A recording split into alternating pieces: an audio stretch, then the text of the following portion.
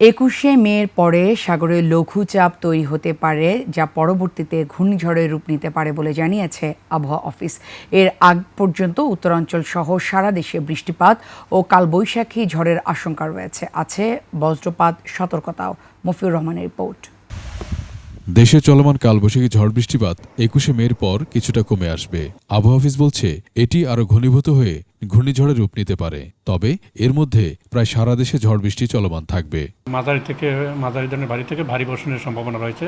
এইরকম অবস্থা আগামী ২১ মে পর্যন্ত চলতে পারে। এরপর বৃষ্টিপাত কিছুটা কমে আসতে পারে। বঙ্গোপসাগরে একটা লঘুচাপের সম্ভাবনা রয়েছে, যেটা হয়তো এই মাসের শেষের দিকে ২৫ বা ২৬ তারিখের দিকে তৈরি হতে পারে। সাগরে ঘূর্ণিঝড় তৈরি হলে সারা দেশে বৃষ্টিপাত কমে আসবে। আবারও তাপদাহের কবলে পড়বে দেশ। যেখানে বৃষ্টিপাত দিনের বেলা বৃষ্টিপাত না থাকবে, ওখানে তাপপ্রবাহের সম্ভাবনা থাকবে। যেমন গতকালকে খুলনা বিভাগ সহ কয়েকটা জেলার উপর দিয়ে মৃদু তাপপ্রবাহ প্রবাহিত হচ্ছিল। এখন যে কোনো ব্র্যান্ডের পুরাতন এসি বদলে নতুন ওয়ালটন এসিতে উপভোগ করুন 25% ছাড়। এদিকে বর্ষার আগের বৃষ্টিতে বেশি ভেজা মোটেও উচিত নয় বলে জানিয়েছে আবহাওয়া অফিস।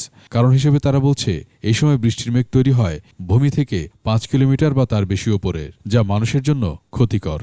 প্রি মনসুনের যে বৃষ্টিটা থাকে সেটা ক্লাউডের হাইট থাকে অনেক বেশি, এটা বজ্রমেঘ, এবং এই বজ্রমেঘের হাইট এত বেশি থাকে যে সেই মাথায় যে আপনার তাপমাত্রা থাকে -60 থেকে 80 ডিগ্রি সেলসিয়াস পর্যন্ত তাপমাত্রা থাকে। ফলে এই সময় বৃষ্টি ফোঁটাটা থাকে ঠান্ডা, এবং এই ঠান্ডা বৃষ্টিতে মানুষের ভিজলে তখন কিন্তু মানুষের যে শরীরের যে অ্যাডজাস্টমেন্ট, সেটা আর কিন্তু স্বাভাবিকভাবে অ্যাডজাস্টমেন্ট হয় না। তবে বর্ষার ঝুম বৃষ্টিতে ভিজতে কোনো বাধা নেই বলে জানায় আবহাওয়া অফিস। মফিউর রহমান, ২১ টেলিভিশন, ঢাকা।